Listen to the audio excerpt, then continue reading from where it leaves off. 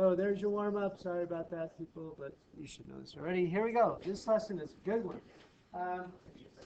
So if next year when you take one of your majors, make sure you take some fun, at least one fun class. So okay, yes, take Calc 3. That's fun. Calc 3 is differential equations and computer science, whatever your major is, history of this or that. But take something fun like history of jazz or history of baseball, ballroom dancing. Do something fun, because you pay for it anyway. You might as well do it. Once you get a certain level, most colleges, once you get to a full-time student, 12 hours, you're paying the same no matter what. So you might as well take a couple classes here, free aerobics, free, like I said, ballroom dancing. You're going to pay for that after college. So take some ballroom dancing, okay, Elaine? Freaking me out. Okay. So anyway, one class I took was I actually had to take. Well, history and math is really interesting, right? At least for me it was. And through the course of history, you start to appreciate, wow, all these ideas are just handed to you. It took hundreds of years to develop. So for example, solving a cubic equation, the problem wouldn't have been written like this until the 800s or so. Algebra, as we say it, but algebra is obviously an Arabic word. That's where algebra comes from. But we didn't have like symbol algebra pushing until the 800s. And then solving an equation like that was darn near impossible. You couldn't, there wasn't really a method for solving a cubic. And so you could try guess and check and hope you came onto it. And, in about 1400s, there started to be like the rational roots theorem and all that stuff that you learned where you say, oh, it's the factors of the last or the factors of the first. If it's pretty, it's got to be that, but this isn't pretty, so that doesn't work. 1 is not a solution to that. -1 is not a solution to that. And so then the question is, all right, so how do I find the answer? And you can't. The best thing you can do is get a good estimate. The estimation method before calculus would have been the bisection method. So it goes a little something like this. They'd say, well, based on a couple of numbers I tried 2, and I saw that when I put in 2, I got a -1.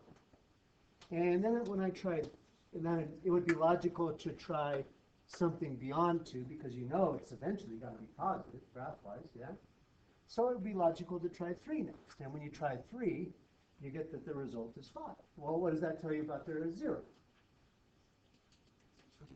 It's between 2 and 3 because the y values went from -1 to +5. So there should have been 0 somewhere in between them, yeah? Okay. This is going to be a challenging period. You guys are pretty much dead on your feet, and this lesson is a humdinger. So here we go. All right. That's all right. I'm game, baby. I can match. I will match your indifference and beat it with my energy. All right. So it is somewhere in there, and so by bisection method, you'd say, "Whoa, are you tripping down there, buddy?" Yeah. I look over there and I saw your chest was all. Never. 22 years of teaching, I never had a kid drop his clothes before. Screw Newton's method, I'm strict. Okay, so anywho, this is so glad I'm recording this lesson instead of last period. That's awesome. So, you would then say, I know the root's in there somewhere between 2 and 3, and by the bisection method, you say, let me try to cut that region in half, and I'll try 5 halves. Now, I did the work for you. I shortened my notes up, so in doing the work for you, if I put in 5 halves in there, I get 7/8 for a while. So now what does that tell you where the 0 is? Yeah, if it's positive here but negative there, now I know it's in here, yeah? So by the bisection method, what do you reckon we should try next? Cut that section. So what's halfway in between 4 halves and, 4 halves and 5 halves? 9/4, yeah? 9/4. Now I did that for you already, and 9/4 is -19/64. That means that at 2 1/4, it's still negative. So what would you next try? Or what would you know it's between now? Sorry. Between 9/4 and 5/2, or 10/4. So it's between 9/4 and 10/4, and then you could go to half of that, so 8ths and so on, and you could gradually narrow the window. Now, that gets there, and that's how they would have done it, and depending on how much of a life you had, I guess you could keep going forever. But Newton's method actually got closer quicker. So the idea is, all right, he's got this tangent line, and this is an age-old problem. It's been a math problem for years. And he says, how can I use this calculus to attack this problem? So it doesn't have any pretty solution. What I'd like you to think is, how can you use a tangent line to estimate the root? Try it on your own or with a Mathamigo for a second. Actually, I don't even know if this is a Mathamigo kind of thing. So tangent line what? What would you do? How would you use a tangent line maybe to estimate that zero? This is maybe not as intuitive as I thought, sorry. So say, do you agree that it would make sense to draw a tangent line at a pretty point like 2 or 3? And all these other points would be both. So 2 or 3. 2 is pretty close, so let's try 2. Now if I did a tangent line there, the tangent line would look like that, yeah? Now, why tangent line? Why make the problem more complicated bringing this tangent line? Well, what's it easier to do? Find where a cube is 0 or where a linear function is 0? It's a heck of a lot easier to say, all right, now that I got my tangent line, I could trace my tangent line and say, well, it looks like that's about, or I could calculate it and say, where's the tangent line? Now let's actually do that. So let's say we guessed 2, and I think I told you up above what the y was. What was the y at 2? -1, okay. So the slope, isn't it the derivative at 2, which is something like 3x squared minus 6x plus 2 at 2. 12 minus 12 plus 2, I'm getting 2. Do you agree? Okay. So y plus 1 equals 2 times x minus 2 is my tangent line. And then he said, all right, now I'm going to find where the tangent line is 0. To find where the tangent line is 0, or has a root, what do I put in? Y of 0 or x of 0? Y of 0. So if I do that, I get 1 equals 2 times x minus 2. If I divide by 2 and add 2, x is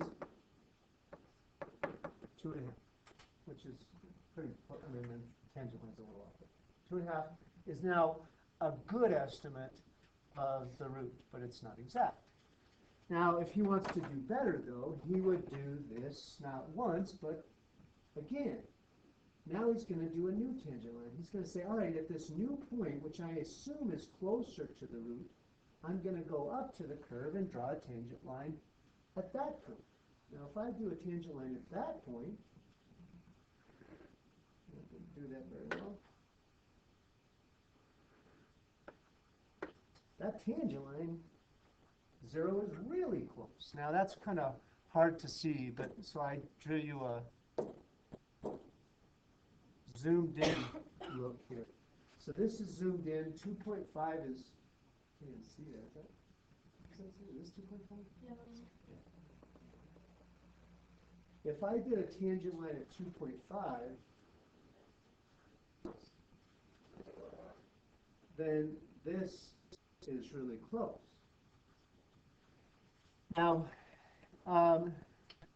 we could draw another tangent line. Where should we draw? At the, I couldn't remember what my notes said. Where should we draw another tangent to get closer? At the point, the first tangent line equals 0. All right. Now, Newton surely would do these calculations by hand. He had no choice. Painfully calculate. We'll do the second iteration with our calculator. So let's go to our calculator and find, or first of all, put in F1 the function, which was, I can't even, where is it? X cubed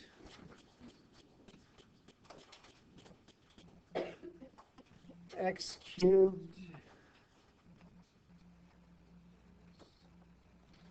third minus 3x squared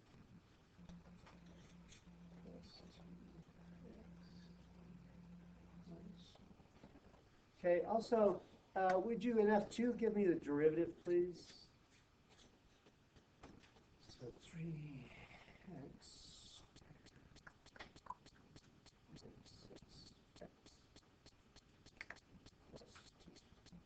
Okay, so you have both in, eh?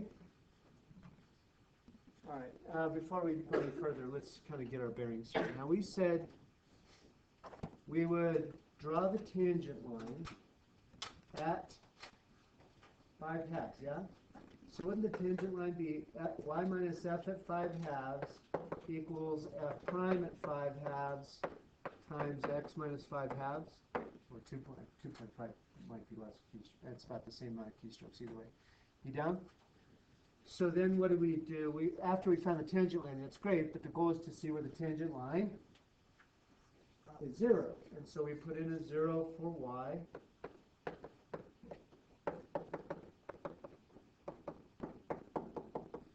And what do we solve for?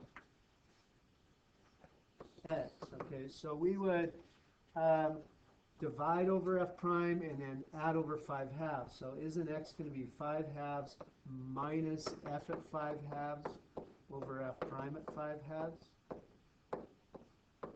You cool? Okay, so if we throw that in our calculator and the home screen, we could go 2.5 minus the original function I have in f1 at 2.5, and I'm going to divide by the derivative, which I have in f2 at 2.5, and there's my new estimate, 2.34. That kind of jives with our bisection method. It was a little less than 2.5, so that's a good second estimate. Our first estimate, actually third estimate really, but if we start at 0, I'll talk about that in a second. All right, now, all that said, this is a lot of writing each time, so let's do this without so much work, and let's do something more general, all right? So Newton's method, then, generally speaking, on any problem is something like this. The first thing you do is choose an initial guess. You want to try to find a point between a negative and a positive.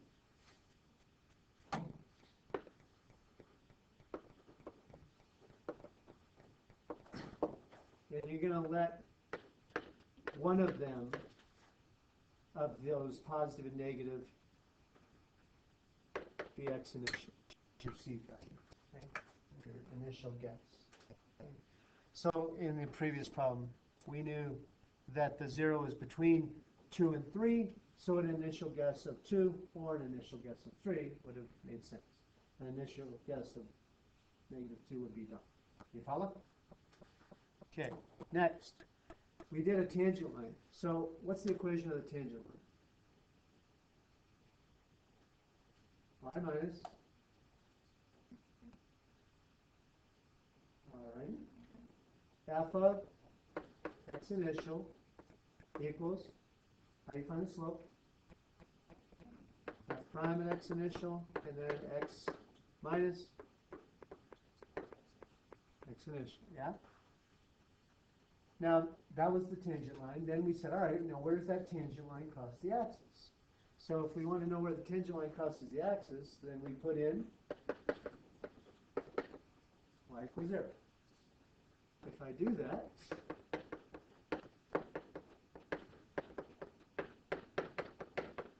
and solve, what am I solving for?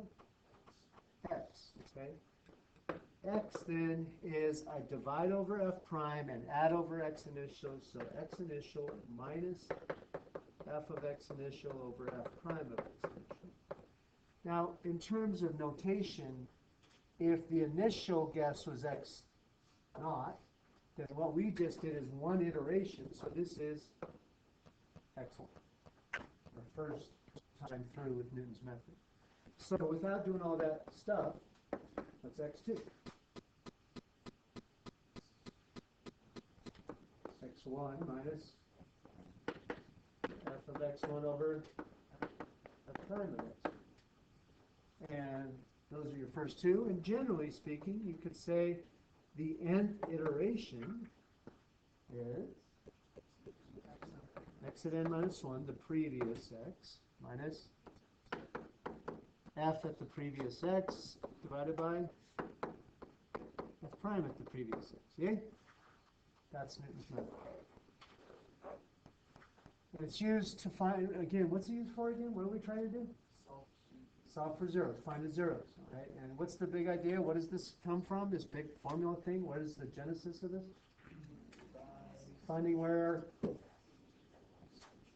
tangent line crosses the axis or zero, okay? Assuming that's closer.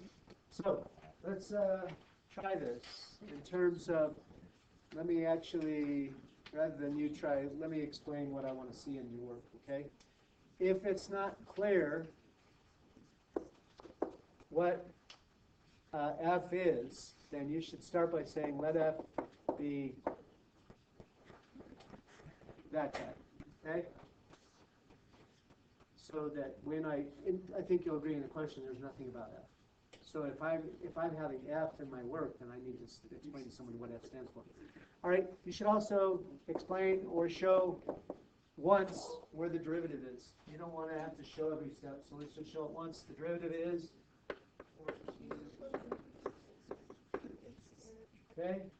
Then you should say, all right, my initial x is, and we need to take a guess at what's a good x initial. X at 0 is -3. X at 1 is -1. X at 2 is something positive. So what makes sense to you? 1 or 2, I guess, but 1's better, right? Okay, so we're going to use 1. All right. Now, you should communicate to the person.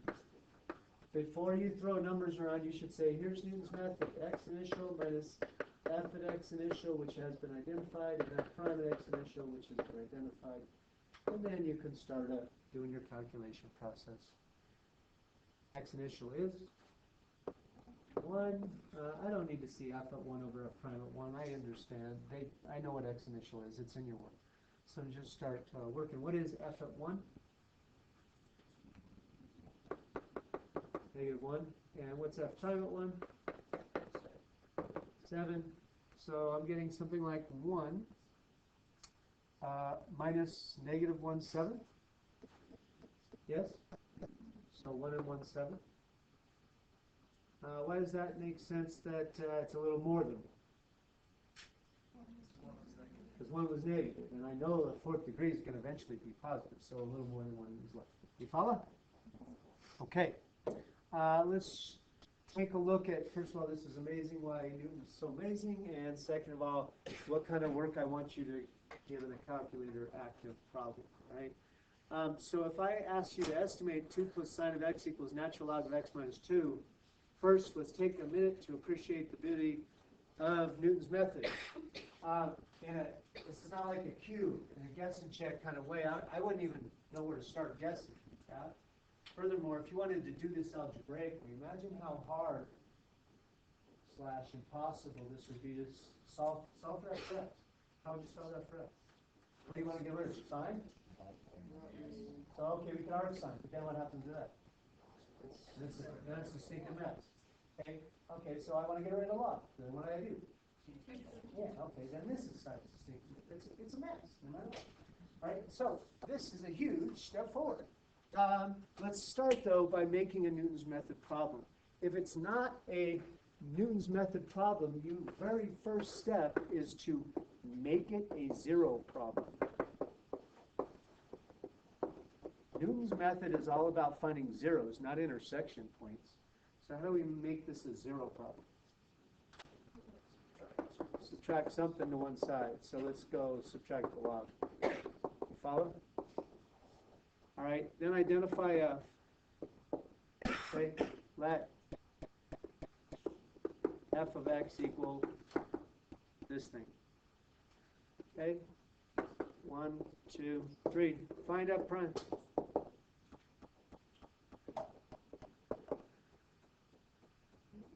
If this were a really gross derivative, I might not even care if you showed it. You could just have a calculator do a numerical estimate of derivative, and that's fine. But I feel like this is easy enough. All right. Now, choose a seed. Okay, in this case, or at least identify what x initial is. This time I think I told you, I said use 3. In this case, it was good. On a test, I will almost always give you the initial value, and that's because I want everybody to have, I don't want to have to create any different initials or something like that. All right. Now let's show the work or the setup of Newton's method. The first iteration of Newton's method is x initial minus f at x initial over f prime at x initial. I don't need to name, all those things have been identified in my work already, so I don't need to write them in. I will calculate that in a minute, so just I'm going to say this equals something I'll calculate in a minute. I am going to eventually do 3 iterations, so I will also show x2. x2 is x1 minus f at x1 over prime at x1, and the third iteration is x of 3. That's x of 2 minus f there, and f divided by f prime. All right. Okay, good. Pick up the calculator, please. Clear out whatever you had there. The old dot b. All right, and the original function was 2 plus sine of x minus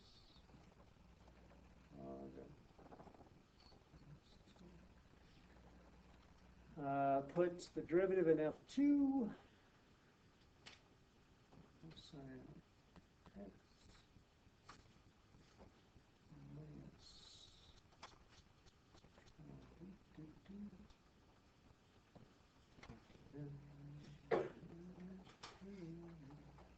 all right, cool. Okay, so after you have those in, go to your home screen. With me, or give you a second to catch up.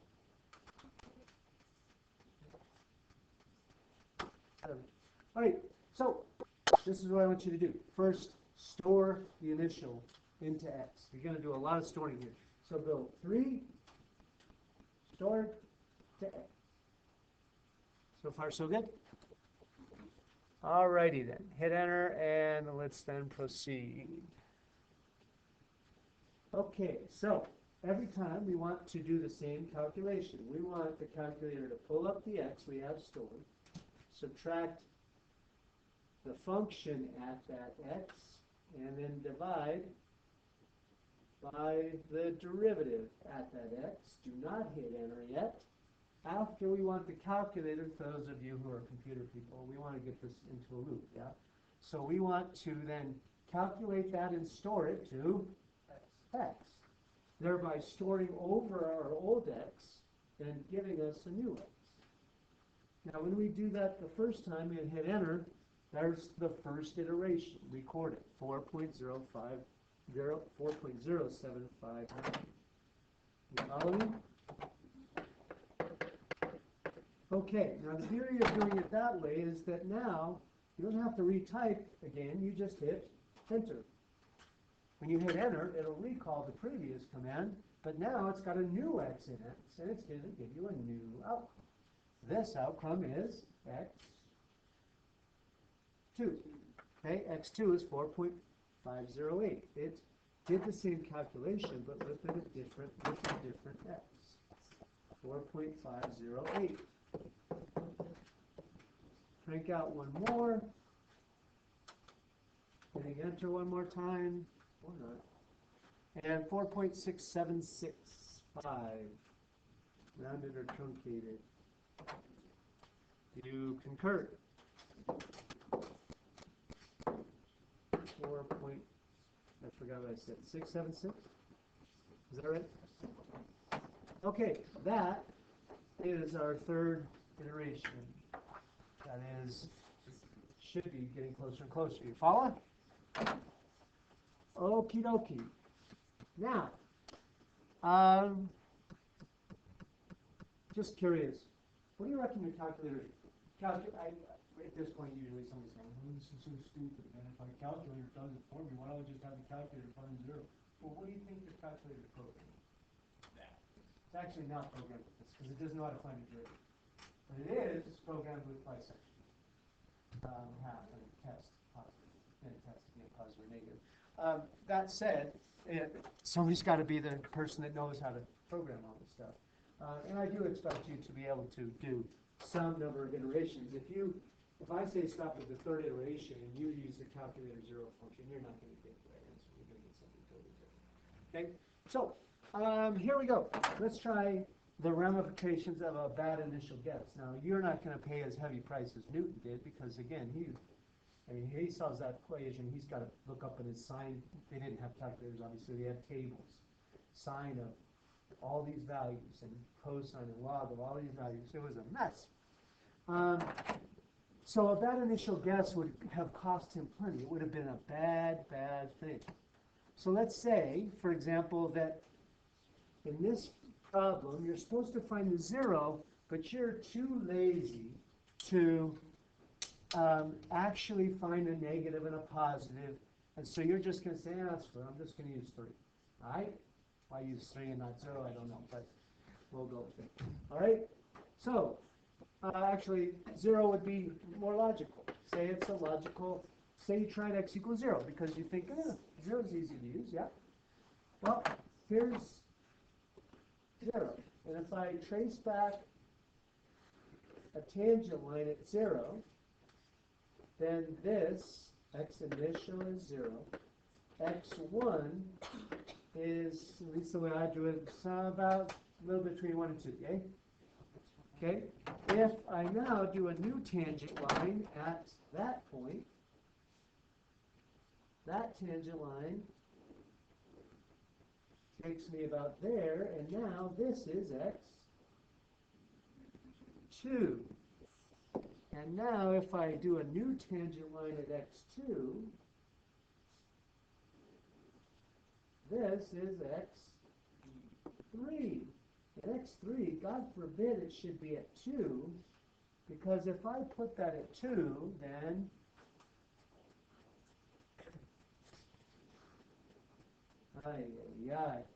so this is wrong or so terrible on 2 levels. First of all, as you can see, that tangent line doesn't ever cross the axis. In terms of calculus, if x initial was 2, then isn't x1 going to be something like 2 minus f at 2 over f prime at 2? And f prime is x squared minus 4. What's f prime at 2? Oh, ouch. No me gusta. Okay, so you can see that the Newton's method just totally comes undone. If you choose a place where there is a horizontal tangent, then you're going to have a problem. Understood? Okay, the hardest part, most students do fine with these. These are great. The hardest one for students is when it's not so slap in the face obvious what the function is. This problem, for example, says use Newton's method to estimate the cube root of 5. So this is wacky because, first of all, there's no equation. There's no 0. What the heck do you do? Well, you make an equation, and you make a 0. But it's got to be nonlinear. The equation you make has got to be nonlinear. Now, if you think about that for a second, that makes sense.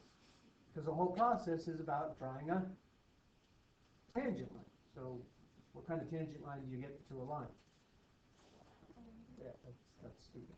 Okay, so you don't draw a tangent line. It's got to be nonlinear. So let's start by saying cube root of 5, what is it? Like that. In algebra, what is it, right? Yeah? And let's make it a 0 problem.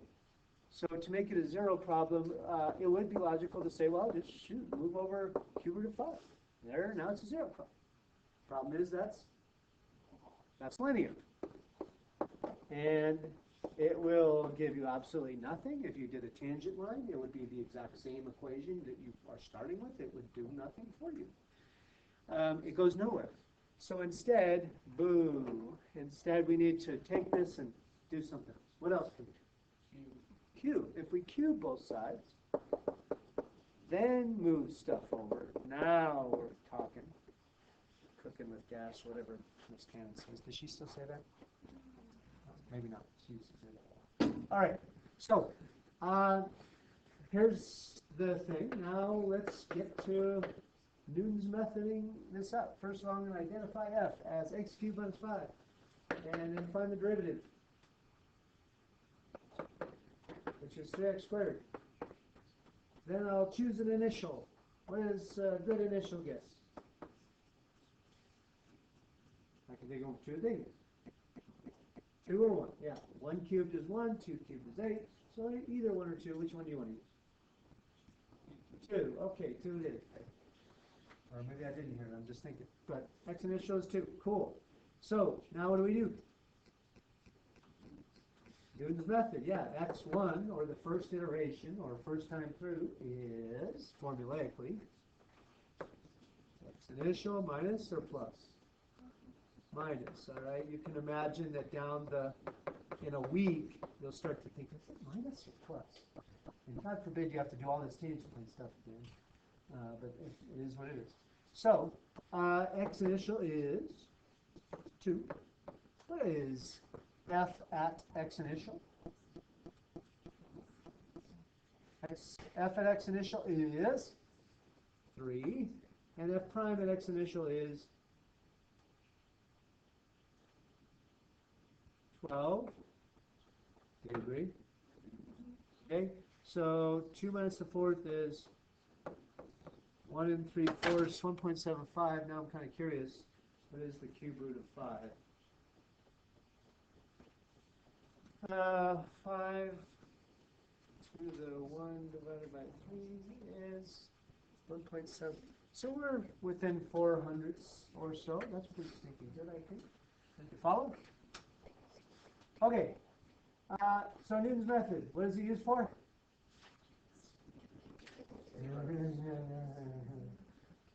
It's used for zeros. I will, again, feed you into energy. Or I'll just feed you to that, right? So, okay, it's used to find zeros. Your parents aren't lawyers, are they? Actually, my dad is. Oh. Forget I said that. Oh, I guess you have a recording.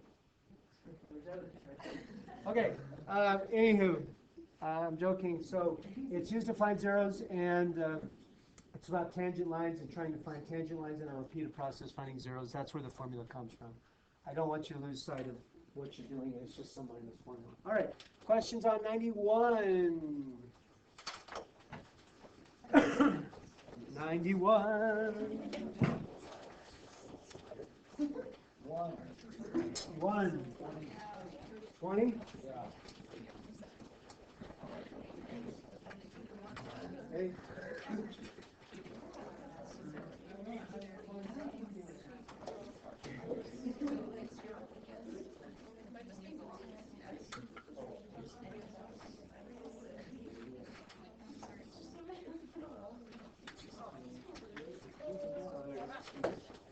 Okay, number 1. Did you get the equation for volume in terms of R only, or is that the question?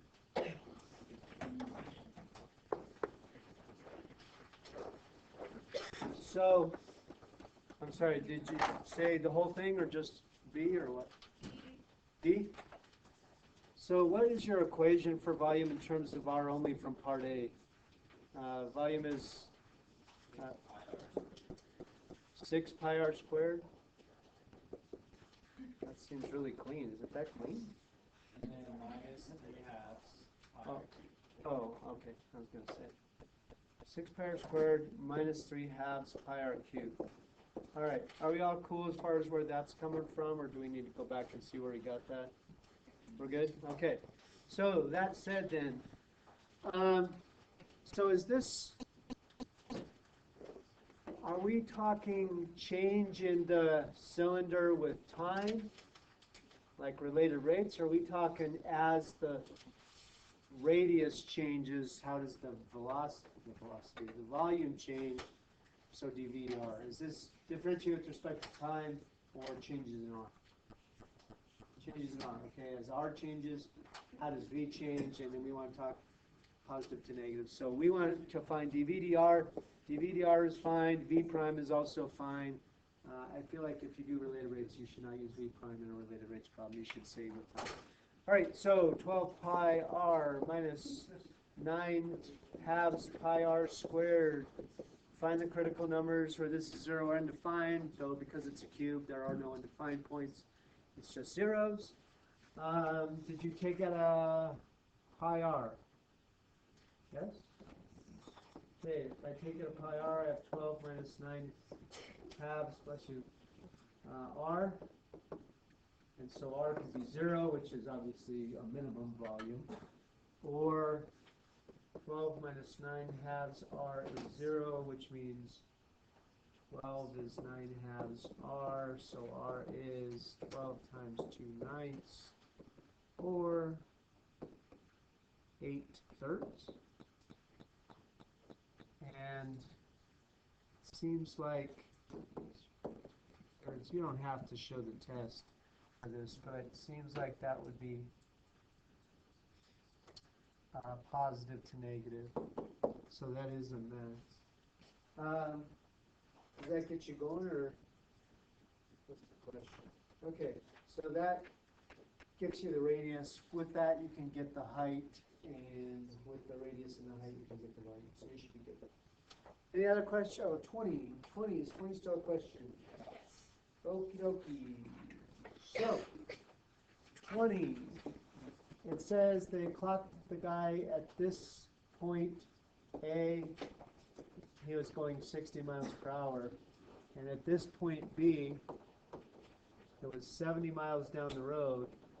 He was also going 60 miles per hour at that instant, if I recall the problem correctly. 70 miles down the highway 1 hour later. Find the average speed. Does that mean average speed? Does that mean, oh, geez, so that means I have to do the integral from this, and this, absolute value, there's the speed. Do I have to do all that? Is that how I have to find average speed? No. Okay, go back to Algebra 1 with you, or junior physics with you. Average speed is just change in position over change in time, yeah? Whatever. So, isn't his average speed 70 miles per hour? In fact, it's so, it would make me crazy if you got this crazy with it, when I could give that to a good pre-algebra kid, and he could have told me, oh, 70 miles an hour. It said he went 70 miles in 1 hour. 70 miles an hour. So don't overthink it. Don't get cute, okay? B, though, is not so easy. B is probably the question you have. B says, what about, can he get busted for speeding, given that he was only going 60 when the cops saw him? So does he get busted for speeding? Yes, busted. Okay, the reason is that velocity, nope, position is continuous and differentiable. So by MVT, there must have been a time when his velocity was equal to his average velocity, which is 70 miles per hour. Don't go 70 miles in an hour without going 70 miles per hour. You follow? Okay, something like that's good. Any other questions on 91? 2. Time dependent, everybody do? Okay, good stuff. So they give you all these integral facts. 1 to 2 of V is 3. 2 to 4 of V is -5. And 4 to 6 So I'm gonna use 10. How much does a position change from times 0, 1 to times 6? Okay, in terms of showing the calculus, that's what I guess I would like to focus on. What does position change mean? Distance or displacement? Displacement. Position change is displacement. So this position change is the integral from 1 to 6. They don't give you the integral from 1 to 6. They give you from 1 to 2, 2 to 4, and 4 to 6. So I guess this is what I would do to communicate my thinking. And then just say that's 3 minus 5 plus 10. 4, 8. Cool. B is particles at x equal 9 when t equals 2. Alright. What is the position when time equals 6? Position at time equals 6. How do I get his position at time equals 6 given an initial position? Maybe start with the given position plus the change in position, yeah? What's his given position at time? What do they give you? They give you at time 2, his position was 9, yeah? What kind of change will I want? Change from what time to what time? 2 to 6, yes. In a calculus way, instead of just writing random numbers, which is amateur hours, you would say x at 6 is x at 2 plus the integral from 2 to 6, or the displacement. And then do your thing. You would probably say, oh man, do I have to write the 2 integrals? And I'd say, yeah, man. And you do. It is 9 minus 5 plus 10. So he would end at a position of 14. Please. Any other questions on 91? 6. Okay. 6. The limit as x goes to infinity. Nope, of 0. Okay. As x goes to 0, where does x go to? Trick question. 0. As x goes to 0, what does natural log of x go to? Negative infinity. Is that a I know form, or is that a I don't know, it's an indeterminate form? It is indeterminate. Big and small matters how fast they go. If it matters how fast they go, we want to use derivatives, but we can't use derivatives until it's a quotient. So, question, which one do you want to put in the denominator, log or x? Alright, so log of x over x to the negative first. And in terms of showing L'Hopital, the limit as x goes to 0 of log, we already know is negative infinity. The limit as x goes to 0 of x to the negative 1 is the limit as x goes to 0 of 1 over x. And we know that goes to positive infinity. So is this a L'Hopital case? Yes, yes. Okay, so by L'Hopital,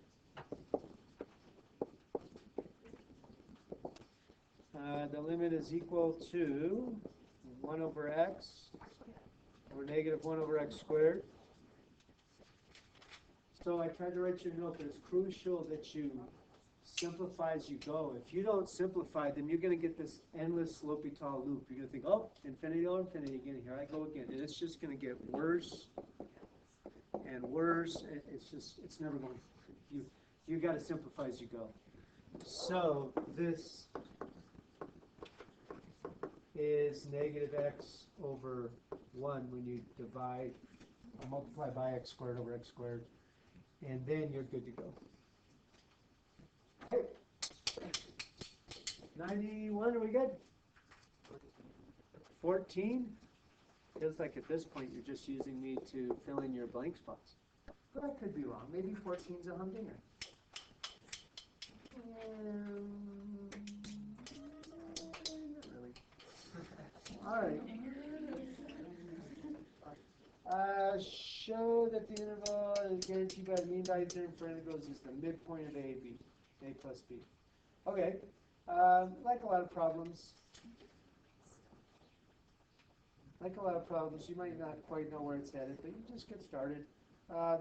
Mean value term for integrals, the function is continuous, so there must be a place where the mean value, the average value is made. So the average value is 1 over, what's the interval? B to A to B, of x dx, yeah? Okay, so what's f at c? Given that the function is f equals x, f at c is c. What is the antiderivative of x? X squared over 2 from a to b. So we get c equals b squared minus a squared over 2 times b minus a. Yay? If I do a little factoring and canceling, then I see it. B minus a drops away. You get that c is b plus a over 2. And isn't that, by definition, the midpoint, halfway between a and b?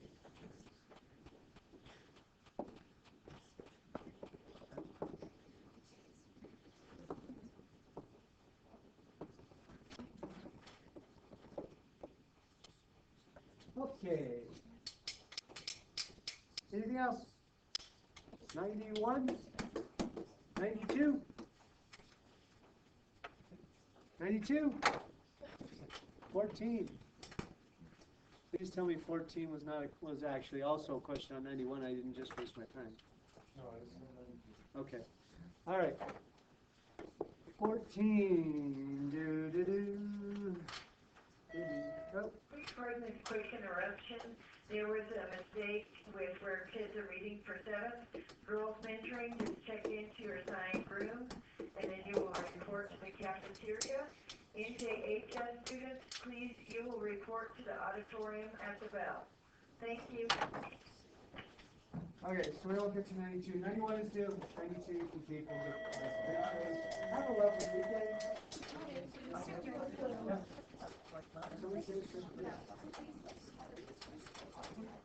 Oh, did I leave?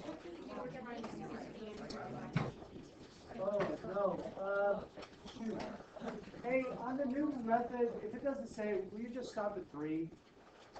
Okay, and you may use your calculator unless I say it. I would expect your answer to match the back and forth. Sorry. Yeah, I did it, and then it took the fourth one to get to it. And then it's like, of course it's 10 decimals. And like, I'm like, oh, Yeah, if I don't limit the number of iterations, people just use it. So yeah, I'll make it. Sorry, I should have written that in there.